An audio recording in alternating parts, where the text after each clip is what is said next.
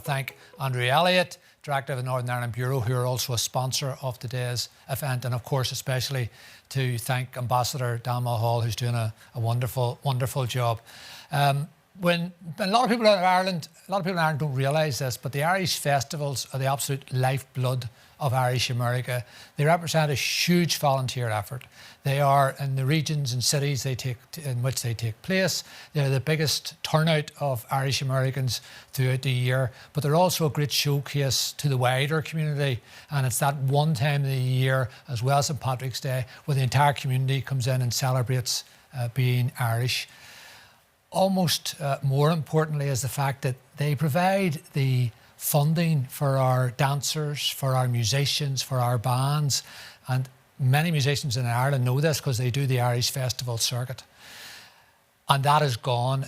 It is almost unimaginable that we've reached a stage where this year, from January to December, it's very unlikely that there will be any Irish festivals at all. So we're really grateful that we were able to bring together a panel of wonderful leading Irish festivals from right across the States. It's wonderful to have perhaps the most feted of all, the Irish Fest of Milwaukee. Colleen Kennedy is with us. And I'm sure your heart's broke, Colleen, that there's no festival in Milwaukee this year. Marty Cottingham is with us from New York. Alison Leroy is from Dublin, Ohio, and we love seeing the way Dublin, Ohio brands itself as a destination, as a visitor place for those who are interested in Ireland. Frankie McCormick here from Coltis, and of course they have also been knocked asunder by the fact that they can't play the music and have the physical fashion and so on. Cindy Luric's here from St. Paul, the Irish Fair of Minnesota. But I want to hand over to the chair, and sometimes people go out from Ireland and leave a real mark in their host community. And one of the people who's done that and who's made her life in San Francisco is Catherine Barry, who founded Irish Culture Bay Area, which is now regarded as an exemplar of how to bring people together and how to promote and showcase Irish culture and arts, and also founded the Irish Gatos Writers Festival, now the Celebrate Irish Festival. So she has been devastated this year as well by losing those great projects which she has birthed, midwifed, seen grow and seen their reputation expand right across Irish America and into Ireland as well. So I want to hand over and thank Catherine Barry for being so patient. Catherine, there's a notice behind me which is for the GoFundMe page, my last plug. The last time I looked, we were at $8,980. It'd be a shame not to get over $9,000. And I see that Brad Carey from Hawaii just made a nice, generous donation. Keith Carney from FedNet in Washington, D.C. donated. And Michael Glass, who's a very prominent Irish American, has donated in the last while. So if anybody wants to support the work of the Irish Echo, keep the digital presses and the print presses rolling, and support the big Irish Echo campfire, you know where to go online. Catherine, thank you for your patience. Thank you. So greetings to you all from foggy and very smoky San Francisco. Thank you, Martin and Conlev and the Irish Echo gang for putting on this terrific event today, bringing us all together. It's wonderful. So yeah, with this new virtual world thrust upon us, we're limping along, and some are barely crawling. And some areas are looking less likely to bounce back anytime soon. 50 or fewer does not a festival make. So yeah, the show must go on, but that's easier said than done. Our panel today includes directors and leaders of the country's largest Irish American festivals. Martine just introduced you. And in chatting with you all during the week, I learned a couple of things. First of all, I learned a lot about festivals that I didn't know about in this country. But also how some interesting and very positive things have emerged as a result of streaming content that you should have had live. And now we find ourselves casting a net far and wide across the globe as we engage a new audience, a new global audience.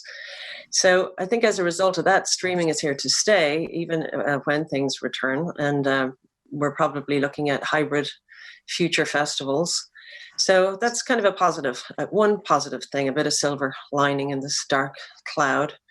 We're bringing a virtual global audience to Irish America that normally wouldn't have the the pleasure or the opportunity to attend a festival, say in Milwaukee or Dublin, Ohio, or New York. So, but we're going to start with Colleen Kennedy, president of the Milwaukee Irish Festival. And I'm curious to know, just one question off the bat is, of the 150,000 people that you expected at the festival, how many do you think participated online or joined your streaming events? Let me start by saying hello, and I want to thank Martine and Conla and their team for inviting Milwaukee Irish Fest to participate. Just one point of clarification, I chair the foundation. I'm not the president of the festival, but I'm on the board and have been involved for, well, this was to have been our 40th year. It still was, but we're going to have another 40th year next year in person, I think is how we'll handle it. We did have, these are our analytics. We had over 255,000 total views. And that represented over 20,000 hours of viewing by those individuals. About 7% of the viewers were outside of the United States. And a positive thing was we gained a significant number of new followers on both YouTube and Facebook. So it was a way to reach out and touch new people who either had not known about us or just never were able to participate in in the festival together. The festival was 4 days and 33 hours. All of it, with the exception of the banter and kind of like we even had like a little cocktail hour with some of our sponsors. So our biggest sponsor was Cider Boys. And so they actually had a little banter that people could bring their own cocktail and learn some recipes and so forth. So that was not recorded, but about 95% was pre-recorded in Ireland, Northern Ireland, and in the United States. Technology is not my thing, but I can tell you that to my mind, the technology center, the control center, looked like a mini DNC, because I saw pictures of the DNC, which was their control center was here in Milwaukee. And we just kind of looked like a mini version of them, but it was very sophisticated. And all in all, it went very well. We benefit from one of our staff member who's very skilled and knowledgeable in technology and videography and social media. But we also benefited from having a great PR firm that has that as one of their skill sets. And they also have the capacity. So we really didn't have to go beyond that. And we were able to do that. Now, having said that, a lot of the people who performed did their own videography. So the quality of that sometimes varied, but by and large, it was great. We had Claire Sands on, looking over the ocean, playing the fiddle. So they picked their own. We had someone in the middle of a field. We had people who were very creative in where they filmed their segments. We used the YouTube, I think I mentioned that, YouTube, Facebook, and then we also used our own base of a web page. And the positive thing is that most of these segments are going to be on our landing page for months going forward. And so if, 33 hours is a lot to watch. So I didn't get to watch everything, but I can go back and revisit it. Now, this was all free. We had our summer school, which typically is a week long before the festival. And our summer school was condensed into 2 days. And there was a small charge for summer school of $25 per hour segment. But the festival was totally free. And what we did do is ask people to donate. So we had crowdfunding pages established in a lot of cases before. People who chose sent out information to their friends. And as of now, our donations exceed $103,000. So Wow. we say that we were pretty happy. Now, some of that is sponsorship, not all of it. We have some additional sponsorship, but some of our sponsors matched donations. That's wonderful. Thank you for Very sharing gratifying. that. I'm with sorry? us. That's wonderful news. Congratulations on that. Thank you. We're going to have to move along now because we're Okay. going to run out of time. And yeah, it's interesting. It just takes creative people to take us in new directions, and off we go. So next up is Frank McCormack, who's the chair of the North American Cultus Kiltori Éireann, which in English is the Society of Musicians of Ireland. And Frank will give us a little bit of history on the group in this country and what they have done to pivot and take things streaming. And one more kind of fun piece is that Frank has been very innovative in his own personal endeavor to keep people laughing during the pandemic, and he can share that with you. Thank you, Frank. Hello, Catherine. How are you? Good. You can hear me all right? I can hear you fine. Yeah, this is, as many times as you do this is always a very strange thing to do. And more so we're having fun with it. With Cultus, we're a big volunteer family, as everybody knows. We're actually a global family. We just had, through TG Cahir there a couple of weeks ago, Kelly Band from Japan on as one of the segments. So it's really a global family, and in a sense helps to keep us together. So you just talk about volumes of people. The last FLA that we were actually at was Drogheda in 2019, and that was estimated to have had 750,000 people at the FLA for that weekend. Now fast forward to this year, we had to cancel, which would have been 2 weeks ago, Mullingar 2020, and also our own local FLA out here in, which would have been Chicago and New Jersey. So those have been postponed, and the same venues are in place for 2021. So we have fingers crossed that everything works going forward, that we're able to attend those FLAs. There may still be some restrictions, but they're hoping that those will be lightened somewhat by then. But the intent would be to go ahead with our local provincial FLAs next year, and then on to Mullingar if everything works out. So the way we've been able to keep together is basically what we're doing here now is a number of the teachers are continuing with their Zoom classes, and they're able to do some group Zoom classes, a little more restrictive with not being able to listen to everybody at the same time.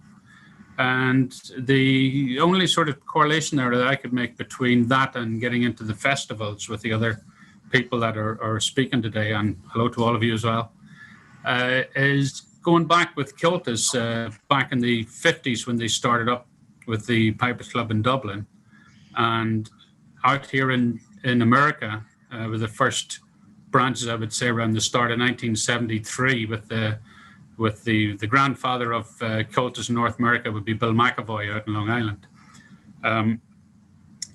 We have been able to keep the kids playing music, and they've all subsequently, through the branches, formed their own little bands, and those little bands have turned into the likes of Cherish the Ladies and Lunas and Bioga and Wee Banjo 3. Now those are some Irish bands, not all North American bands. Eileen Ivers, Immigrant Soul. Everybody's very familiar with these bands. So these bands would all have come up at some point in time through the music classes in the Bronx and Queens and Long Island. And that's really all that it would never have happened if it had not been for Cultus. And then in turn, you know, the festivals have these groups, and these groups wouldn't have a place to go if the festivals themselves didn't exist. So it's a real big happy family for everyone. So if that makes sense to you. Yeah, it certainly does. So take a minute then to talk about your cartoons. Oh, for that. So just in March and April, when everything started to shut down, I could see people starting to put tunes online and do things together. And I thought some of them were a little cold in the sense that record a tune, turn it off, move on. So I like to have fun, have a little banter, as you say, put a smile on somebody's face. So growing up, I early on did a little step dancing as a kid, and my mother put me into the class festus to play with the other guy, with the dancing teacher's son. So through that, we learned all the set dances, and so I used that as a little gimmick for cartoons. And Helen Gannon, who was the predecessor to the position that I'm in, is also a member of Uncommission, which would be the dancing authority, one of the dancing authorities in North America. And there's always a shortage of musicians for the fascias because now it's been restricted to accordions. It's accordions and pianos. So I just figured if this was something to try to explain to anybody watching, listening, set dances are really either a jig or a hornpipe. Very easy to pick up on, and it's only a matter of timing, and that's it. But that's it. My last little note on the festival thing was outside of the COVID issue, the only other big issue that these bands and local people have always had is just the cost of visas. It's just a prohibitive cost these days. So that's something that always needs addressed as well as moving forward. Right. Thank you, Frank. And we can tune into your cartoons through your Facebook page, I believe. Absolutely. I got to give one shout out. I'm very sorry. One shout out because this is the Irish Echo to my buddy Dan Neely, who is the regional PRO and a writer for the Irish Echo. So you got to pick up a copy of the Irish Echo and read some of his stories. Okay, we will. Welcome, Alison. Alison Leroy from the Irish Festival, Dublin. Not my Dublin, your Dublin, Ohio. Yeah. So I think we're going to talk about the grimy funding and sponsorship issues and what happened. I know the Dublin Festival is pretty much city organized, I believe, in Ohio. So you might just want to tell us a little bit about your challenges with funding and sponsorship and how you used this year's and what you plan to do for next year. Yeah, I think a lot of the thought is when we're all funded differently. Some people get grants. We're specifically, our staff is funded by hotel motel tax, which is obviously doing very poorly this year. And then we have our sponsors and our ticket sales. And I think right now it's hard for us going forward to think, okay, what are you going to sell a sponsor? This is the time that normally we'd be kind of doing a wrap up of this year and then talking about what people wanted to do next year and how to change. While all of our sponsors have said they'll be there for us, except those that are having maybe some real severe hardships, we don't really know what we're asking for because, we'd like to think we're first weekend in August, and we'd like to think by the first weekend in August, we can all go back to a normal festival. We're not really sure what that's going to be. So I think what's going to happen is a lot of us are going to be having these conversations with our sponsors continually from now on, and then being able to adjust our programming to sort of match what that funding is going to be, I think is going to be the hard part. I mean, it's interesting to listen to some of the other talks today when you're talking about the Irish centers and the theaters and stuff, and I know they're going through a lot of the same thing. With the festivals, we're sort of unique because we get a one-shot deal. We don't get a chance if our August is gone, we can come back in September, or we can do something in the next, we've got a whole year to wait before we know what's going to happen again. So I think that's, we're in a sort of unique position there. But I think the thing we really need to focus on is what's important about the festivals is the gathering, and I think, we all have a big part of that. It's all about the family and the family of the people who come to these festivals, and we all become a family. And I think that's kind of what we need to focus on with our sponsors and moving forward. So even if next year, because of funding, we can't all get together, what can we do? And I think part of it's going to be what will our patrons and guests pay for too? We might be moving to a smaller number capacity. Will people pay more for that? So that's something that I think we're all kind of looking forward in the future and seeing what does this mean and what's going to change going into into next year. I'm hoping by, early January, February, we have a little better idea. But again, we thought that earlier this year, by now we would be in a certain place and we don't even know where we are now. So I think that's a big decision that a lot of us, we love to plan so far in advance. Most people don't know that Irish festivals start planning, way out. They think we show up the month before and throw something together. So I think that's where we all are, is just trying to figure out where we're going to be next year. Okay. Well, thank you, Alison, and the best of luck to you and your team.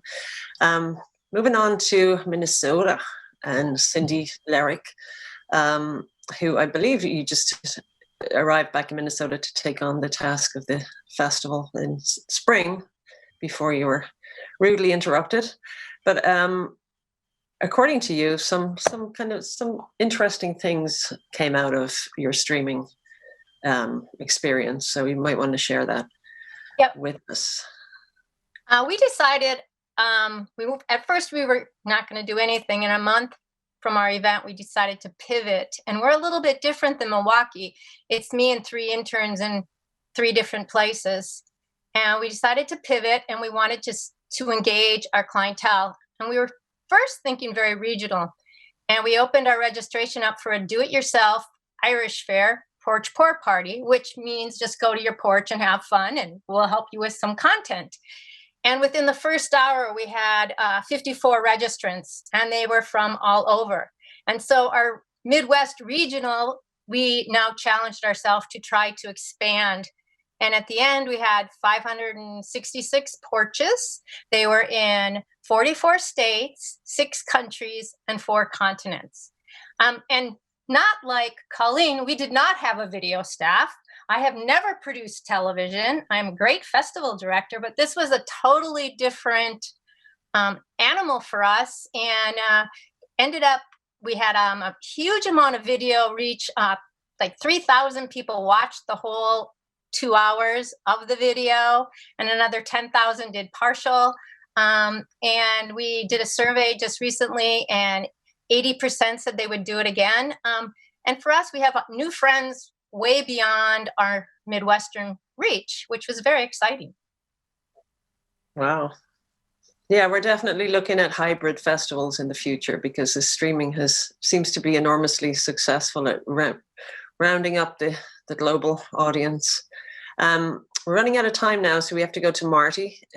Marty's probably the only festival that hasn't already happened, so we've lots of plugging and promoting to do with Marty's upcoming The Great Irish Fair of New York, which takes place in Coney Island. Who knew? Well, I didn't. You probably all did.